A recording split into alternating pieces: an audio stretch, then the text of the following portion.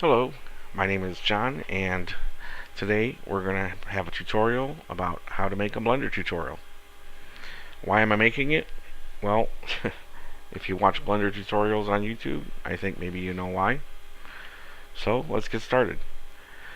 First of all, you want to have any resources such as web pages, references, images, Blender, animations, all of that. Have that all ready ahead of time. A good idea is to create a temporary folder and put all of the resources that you need in it.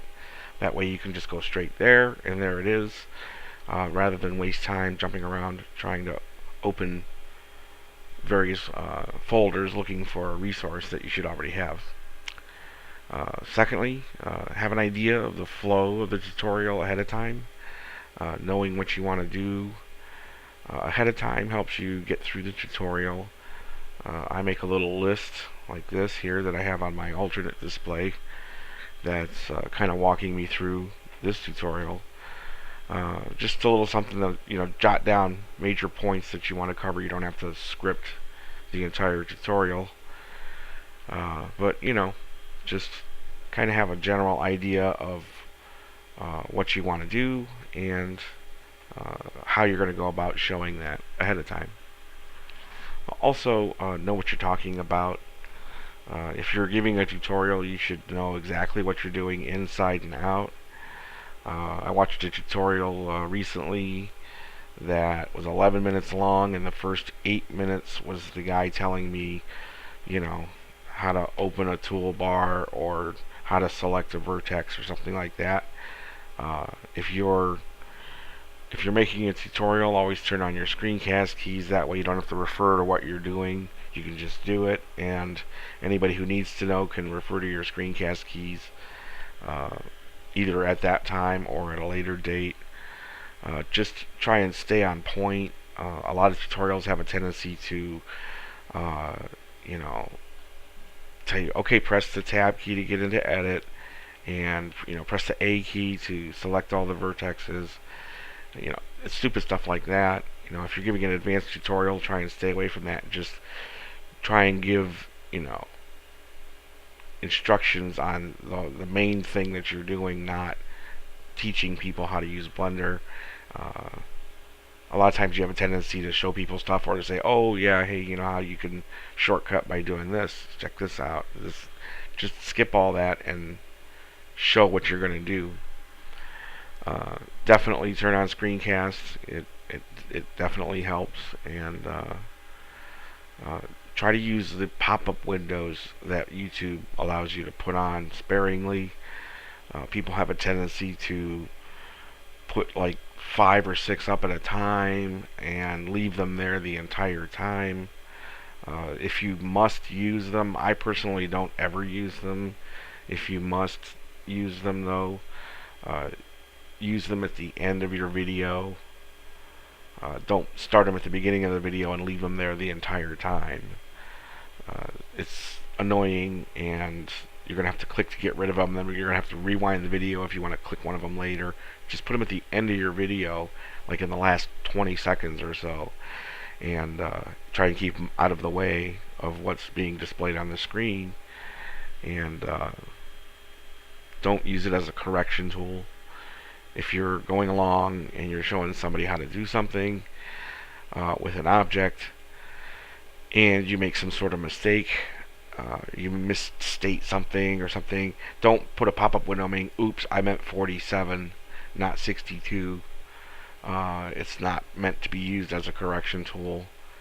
The best thing to do when you make a mistake, we'll get into when we talk about editing.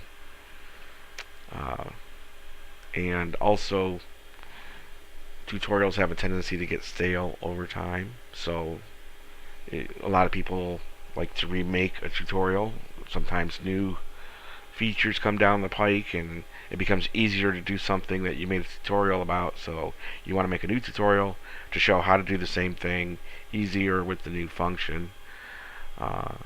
Like wireframe, for example, is a good idea. Wireframe's one of the newest features in Blender right now, and it's also a great modifier. And so, You could do wireframe before, but there were a bunch of steps that you had to go through to get there. Now you just add the modifier and it's there. So if you update your tutorial, take the old one down. Don't leave the old one up and put a link to the new one. Click here to see my newer tutorial. Just take the video down, and when I do the search, I'll find your newer video. So use music intelligently. I don't know how many times I've put on a video and they've got some kind of hip hop song or whatever, hard rock, some like death metal going on in the background or something. And me personally, I'm a musician, so when I hear music, my brain is kind of goes to the music. And if I'm trying to learn some advanced rigging, I don't need death metal in the background to soothe me along through the video. So I mean, you can use music in a video if you want a bumper animation at the beginning or end or both of your tutorial. That's great. It makes it look more professional.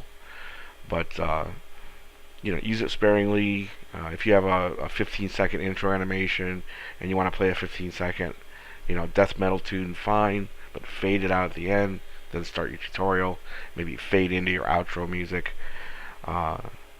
Don't keep it blaring through the whole video. Don't even lower it and keep it in the background, because again, a lot of people's minds are drawn to the music and it's a distraction when you're trying to learn something. So try to stay away from going crazy with music. If you're doing a time-lapsed thing in the middle of a video and you want to play some music to cover the silence there, that's also a good idea. But general rule of thumb, if someone's talking, no music. So, and feel free to spice up your tutorials with animations. Blender has an awesome video editing system and compositing system to let you make some really neat professional looking intros and outros and overlays that pop up right in the middle of a tutorial that fade in and fade out to present information like almost like a PowerPoint. So you can do pretty much whatever you want, and you can do it all right within Blender. And feel free to do that. And if you are going along and you're teaching something and you make a major mistake that you just can't easily back away from, you might want to consider starting the tutorial over. Otherwise, if you make a minor mistake, if you set a value somewhere, like say you wanted to set this value to 10 instead of 100, and you accidentally set it at 100 and you're going along, you hit play and everything falls apart, that's a relatively easy thing to recover from. So when a mistake happens, just pause and stop speaking, look around, find your mistake, correct it, then click back one step and repeat what you were saying and continue on from there. That way in the video editor, you can go in and go up to the point where the mistake happened and clip there, and then go to the point where the silence is and clip at the end of the silence, and then your video will seamlessly go together with the mistake edited out.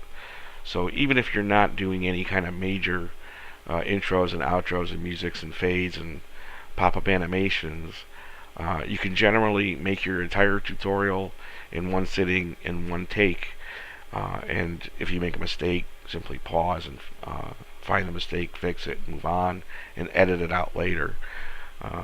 That way, if you're not trying to be flashy or anything, it'll at least be nice and clean, and you won't have mistakes shown within the tutorial.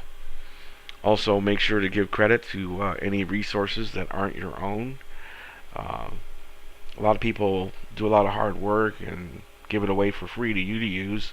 So if you use it, ring their bell a little bit for them and at least give them the credit. Usually that's all people want.